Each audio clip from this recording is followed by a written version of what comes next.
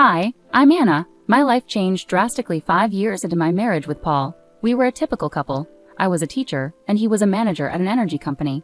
Everything was going smoothly until his dad passed away, leaving his mom, Elaine, alone in their family home. That's when Paul surprised me with some big news.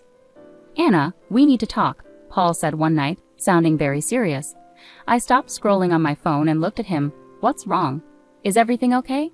He took a deep breath. "It's about Mom. She's all alone in that big house since Dad died. I think we should move in with her." I felt my stomach sink. Move in with Elaine? She and I don't get along at all. "Paul, are you serious? You know Elaine and I are like oil and water." He leaned against the kitchen counter, looking determined. "I know, but she's my mom and she's having a tough time. Plus, we're wasting money on this rented apartment." I sighed, running my hand through my hair.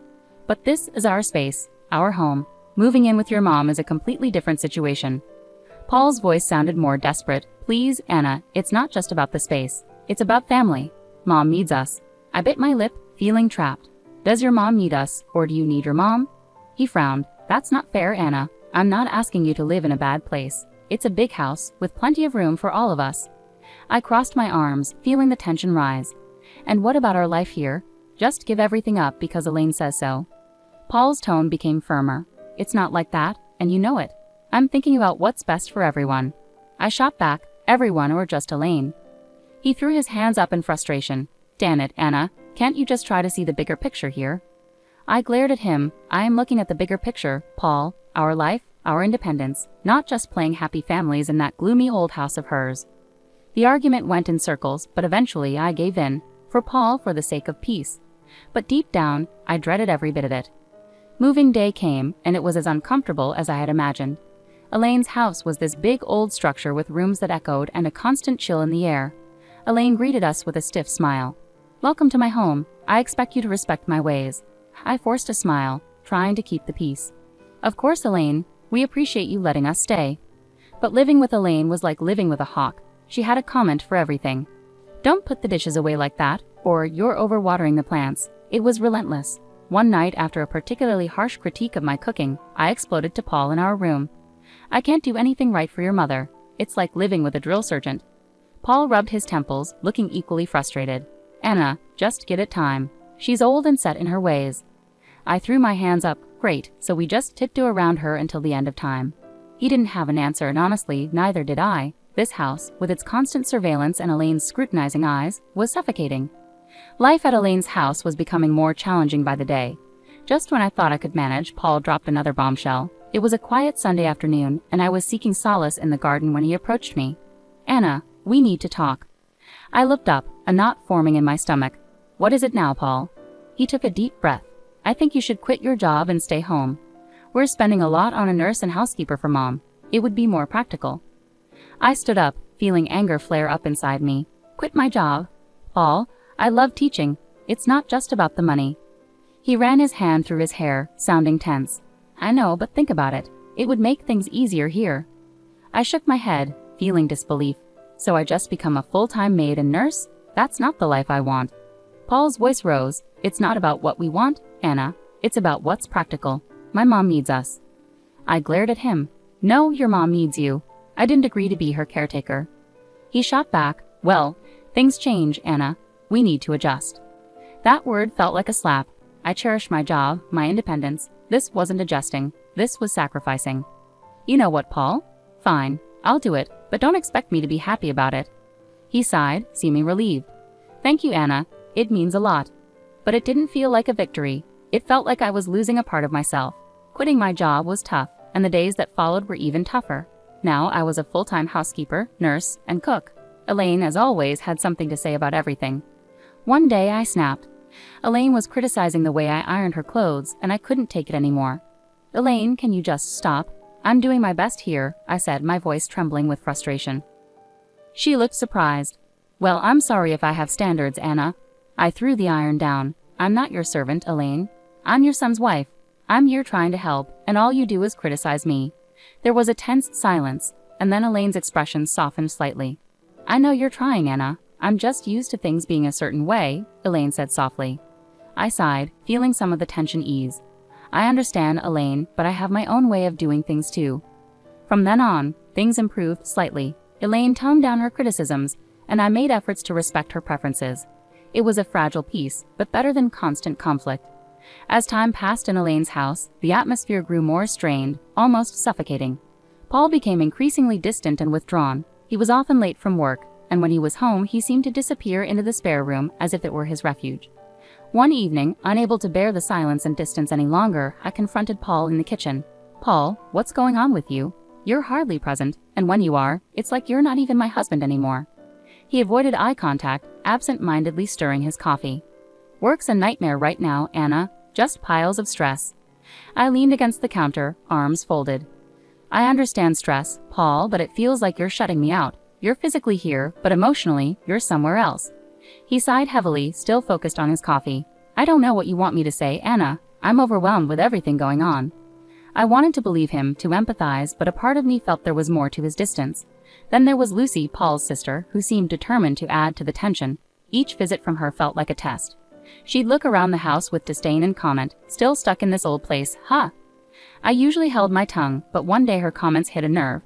"Not all of us have the luxury of relying on others, Lucy," I retorted. She cackled, her voice grating on my nerves. "Oh, look at you, playing the martyr in this creepy old house. Pathetic." I clenched my jaw, holding back a storm of words. Paul stood by silently, offering no defense. His silence felt like another blow, confirming the growing distance between us. The biggest change came with Elaine. One day she called out to Lucy, her voice frail and desperate. "Lucy, I need help with a bath. I can't manage on my own anymore." Lucy's response was cold and harsh. "Help yourself, Mom. I'm not your caretaker." Elaine broke down in tears and my heart went out to her. Despite our difficult history, I couldn't ignore her distress. I assisted her with the bath, and something shifted between us that day. Elaine began to warm up to me, treating me less like an outsider and more like a daughter. It was a positive change, but it also highlighted how distant Paul and I had become. The house felt colder, more empty.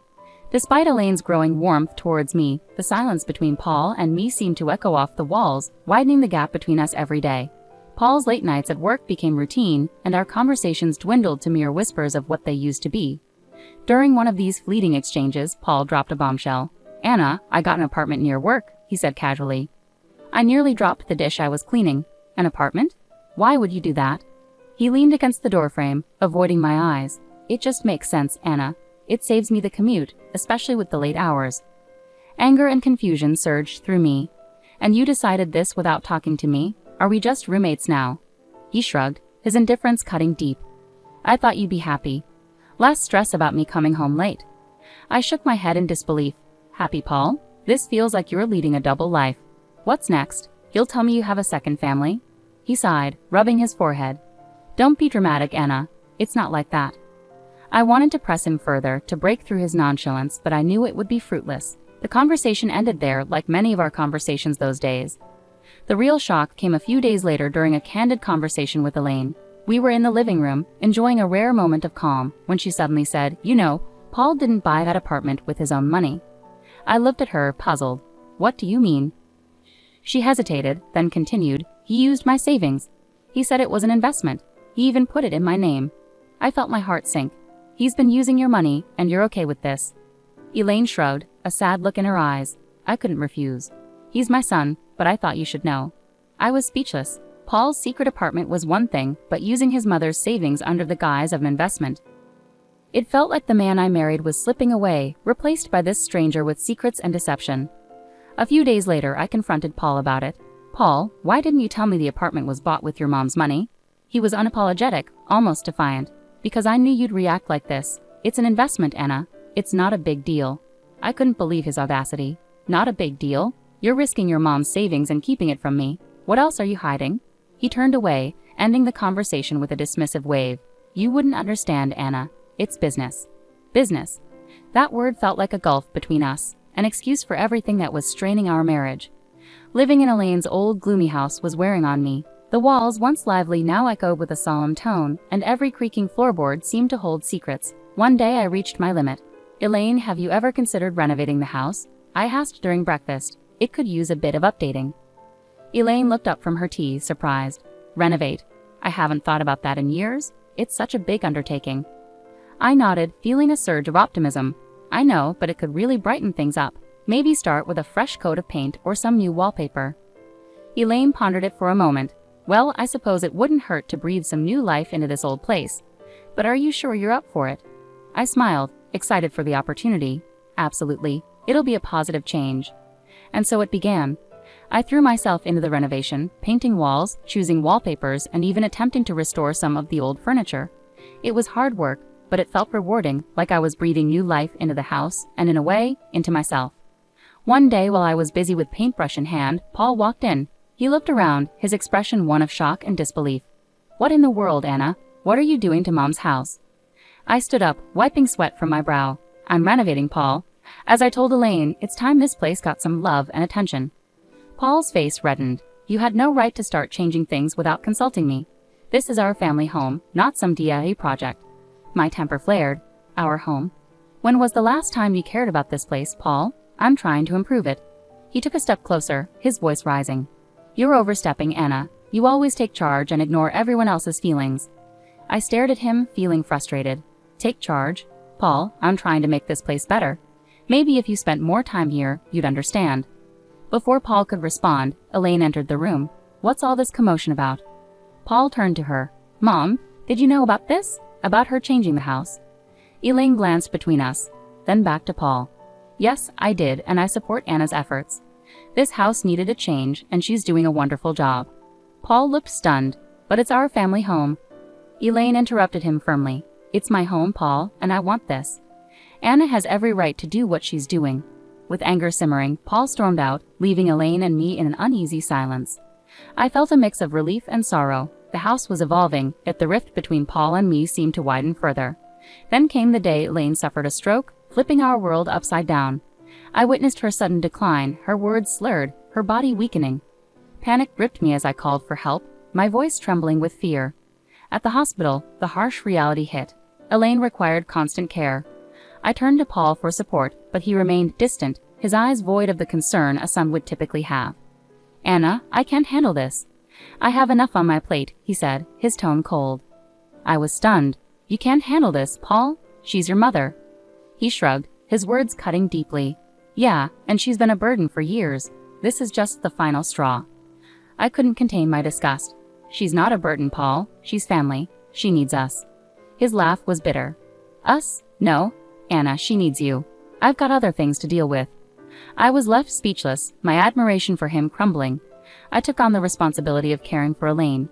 It was heart-wrenching to see the once strong woman confined to a bed, relying on me for everything. As I became her primary caregiver, Paul's visits became less frequent, and his indifference more pronounced. His visits were brief, his interactions with Elaine superficial. Then Lucy arrived. I overheard them in the living room, their conversation dripping with venom. "We should start discussing the will, dividing up the assets," Lucy said, her tone devoid of any empathy. I burst into the room, fury coursing through me. "How can you be so heartless, talking about her will right in front of her? She's still here." Lucy smirked, her words cutting. "Oh, listen to the saintly daughter-in-law. This is our family's business. Stay out of it." Paul chimed in, his voice cynical. "Anna, just drop it. It's practical to plan ahead. There's no point pretending she's going to recover." I was appalled at their callousness. "Practical? She's your mother, Paul. How can you be so cold-hearted?" He shrugged, his response detached. "Life is tough, Anna. You better get used to it." Turning away, my heart heavy with revulsion, I dedicated myself to Elaine's rehabilitation in the following weeks. To my surprise, she began to show signs of improvement. Her fingers twitched, her speech cleared, and she even managed a few steps. It felt like a miracle to me, but to Paul and Lucy, it was an inconvenience, a roadblock in their pursuit of inheritance. The betrayal cut deep, not just as a daughter-in-law, but as a human being. Life settled into a grim routine. Elaine's health was a roller coaster of small victories overshadowed by the fear of the worst. Then it happened, another stroke, more severe. The call from the hospital felt like a blow to the stomach. Elaine didn't make it. The funeral was solemn. I stood by the grave, heart heavy, watching as people paid their respects. That's when Paul arrived, accompanied by a woman I didn't recognize, and two small children holding her hands. "Who's she?" I whispered to myself, staring at the unfamiliar woman. Paul approached, his expression unreadable. "Anna, this is Carol, my wife, and these are our kids." I felt stunned. "Your wife? When did this happen?" He shrugged, his voice cold. "A while ago. It's none of your business, Anna." Speechless, my mind raced. How could he do this, especially during Elaine's illness? Lucy was there too, her usual sneer on her face. Finally showing your true colors, Anna, she taunted. A bit late for that. I glared at her, my voice dripping with disdain. I was here for Elaine when you both abandoned her. Don't you dare judge me. Paul interrupted. Let's just get this over with. We have other matters to discuss. After the funeral, we gathered at Elaine's house for the will reading. Paul and Lucy hovered like vultures, eager for their share. The lawyer began reading the will, and then came the bombshell. Everything, the house, the money, was left to me. Paul's face shifted from smugness to disbelief. What the hell? This can't be right. Lucy was livid. This is outrageous. She was our mother. How could she leave everything to this nobody? I stood there, stunned, unsure how to process it all, relieved, yet hollow. Paul turned to me, his voice accusing. You must have manipulated her, turned her against us. I shook my head, frustration and hurt in my voice. I only cared for her, something you failed to do. The lawyer intervened firmly. Elaine's intentions were clearly stated in her will. Lucy stormed out, threatening, We'll contest this. We won't let her get away with this. As they left, I stood alone in the house that was now legally mine. The walls that had witnessed so much pain, betrayal, and love surrounded me. I looked around, feeling the weight of Elaine's final act of kindness and the sorrow of a fractured family. The house felt different now, as if it echoed Elaine's last wishes and the rift that had torn us apart. I sat there, holding the will, still trying to process everything. Elaine had left everything to me, and Paul and Lucy were furious about it. They stormed in the next day, visibly upset. You really think you can just take everything? Paul exploded as soon as he entered. I looked up, weary but firm. Elaine made her decision, Paul. It was her choice. Lucy was livid, shouting angrily. You manipulated a sick woman. We won't let you get away with this. I stood up, frustrated with their accusations. Manipulated? I cared for her, unlike both of you. She chose to leave it to me. Paul's anger boiled over. So you think you've won? You think you can just snatch it all away from us? I let out a heavy sigh. I didn't take anything, Paul. Elaine chose to give it to me because she knew I genuinely cared. Their yelling continued, but it couldn't drown out the truth. I had been there for Elaine when they hadn't. Then the lawyer arrived with a video Elaine had prepared. Her voice filled the room, resolute. I've left everything to Anna because she was like the daughter I never had. She was there for me when my own children weren't. She deserves it all. The room fell silent. Paul looked stunned, as if hit in the gut, and Lucy began to cry, finally grasping the gravity of their actions. Paul and Lucy left soon after, their threats empty in the face of Elaine's clear wishes. I remained alone in the large house, surrounded by memories of the past and contemplating the future. I made the decision to divorce Paul. It was difficult, but necessary. He and his new family moved to a rental property. Lucy had her own challenges to confront. Her debts and personal troubles were catching up with her. As for me, I stood in my new home, feeling a mix of sadness and excitement. Elaine's will was more than just material possessions. It felt like her way of urging me to be resilient and forge my own path. I resolved to start afresh, using what Elaine had left me to create a new life. The house, once a symbol of hardship, now represented a place of new opportunities and beginnings.